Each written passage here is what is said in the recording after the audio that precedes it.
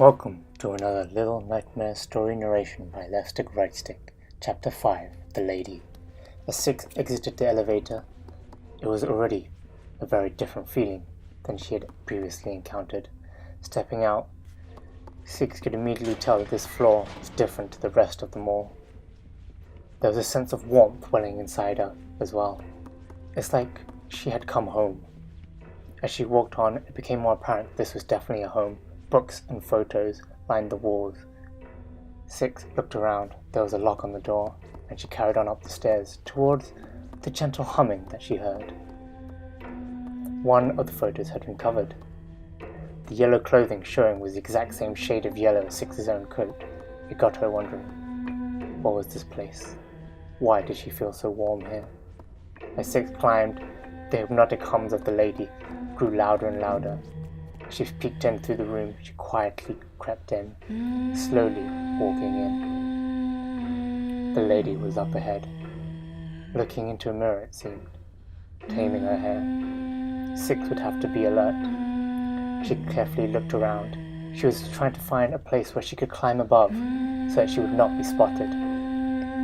Alas, looking around, there was nothing that she could climb. There was clothing around and boxes, a wardrobe and some mannequins. She'd have to creep on slowly herself. She saw ahead there was a bedroom. Maybe there'd be something there that would help her in her revenge. She slowly, step by step, inched behind the lady. She noticed that the mirror was cracked. How was the lady taming her hair in the mirror? She kept on going forward. Could she even see anything, the lady? Not willing to risk it, she still kept on going closer until she was safely into the room. Still creeping on, just in case, not wanting to make a sound. Six thought there must be something useful here in the lady's bedroom. There must be some form of clues that she could find. She lighted her lighter, as it was dark in some of the corners of this room. She spotted a painting up ahead, covered. She looked at it. Six froze. It looked just like her. Why was she here? Her mind was a muddle. She couldn't think straight. She stumbled around in confusion, wandering around, thinking, why was there a painting of her there?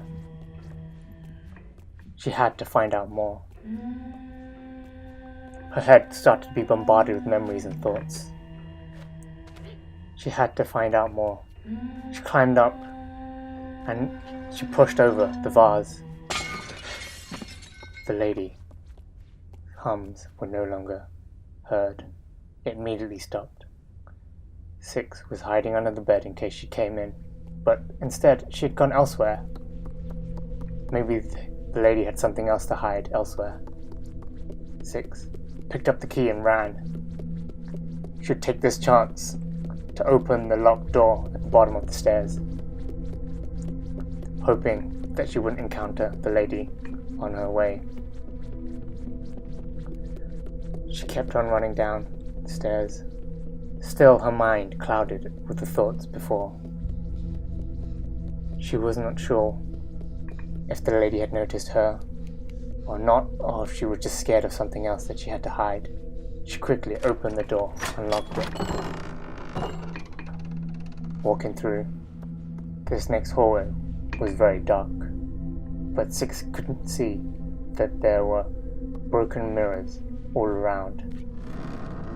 What is with this lady and the broken mirrors? She thought. This was a vast hallway and it was cold. Six needed her lighter, but as soon as she did, the light went out. It was cold here. As soon as she lit her lighter, Six could not shake the feeling that she was being watched, so she ran. She heard some screams of the lady. The lady must be watching her. Six was scared. Cold and scared, all she could do was run on to gather her warmth. Clearly, her lighter signaled the lady to appear. What was this vast area that she just entered? Mannequins lay all around. It's like an attic, with nothing around though. She carried on running, hoping to get away from the feeling that she was being watched. The next room was boarded. This was a good sign. She tried to go through there. Maybe the lady could not follow here. But it was a dead end. There was nothing here. Although Six noticed around that there was one lone mirror atop of a cushion, whereas all the other mirrors had been shattered and broken. This was the one mirror that remained. It must be important. Six clutched on to the mirror as she headed back out of this room.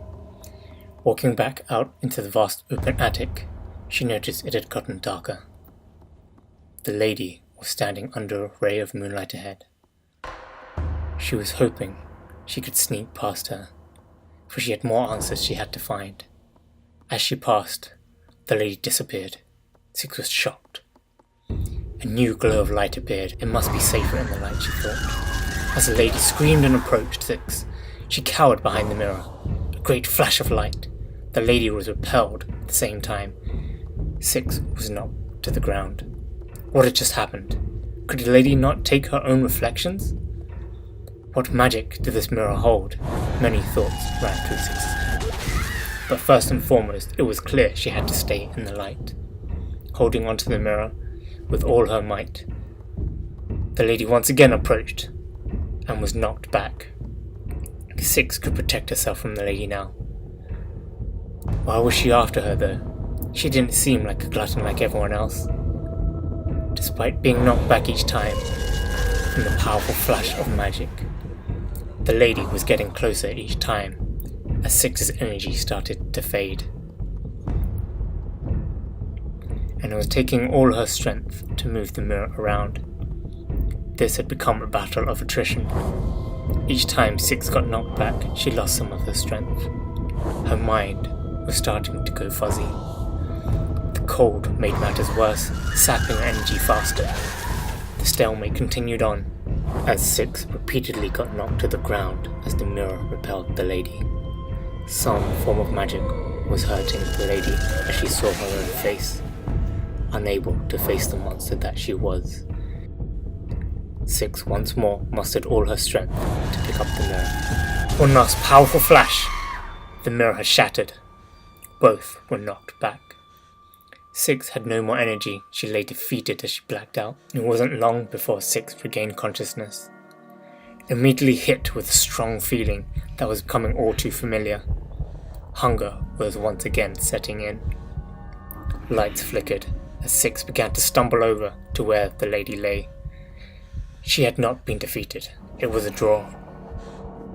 She would take this opportunity to finish off the lady.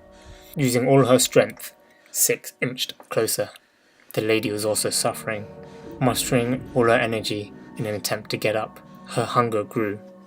She pounced on the lady, as she had with the gnome. A great sense of satisfaction flowed through Six. As Six fed on the lady, she was oblivious to what was happening around her. Lights flickered. As she got up, dark shadows gathered around her. Six had become transforming. She was feeling good. It was clear Six was becoming a very different person to when she first woke up. The darkness started consuming Six, making her feel powerful. Along with the newfound power surged memories from the lady. This darkness had come from the lady she had just devoured. Six took the lift back down to the guest area of the mall. She knew her purpose now. She was the new head of the mall and the sixth inheritor of these dark powers. As she stepped out of the elevator, lights flickered and blew as she walked on. She was yet to be able to fully control these new powers of hers. Luckily, she did not need to. Guests stumbled and fell as they tried to approach her.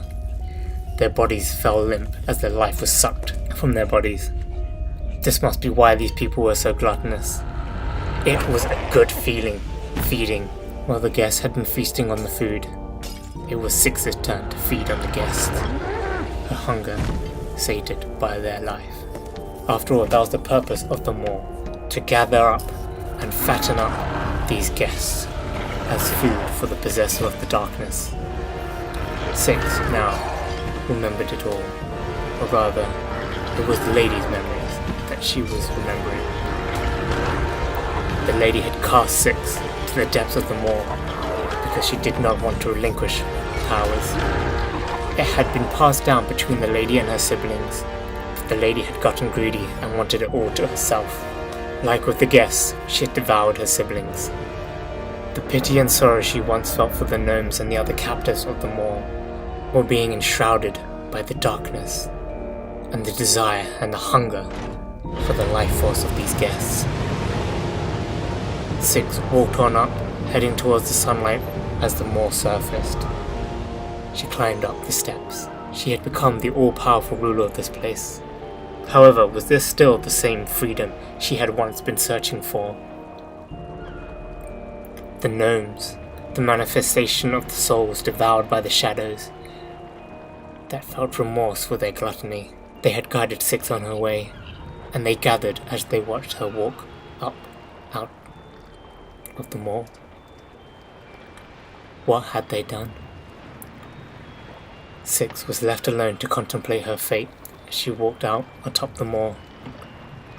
Now, she just sat there, on the lone island floating in the sea, her mind swirling, fighting back against the darkness.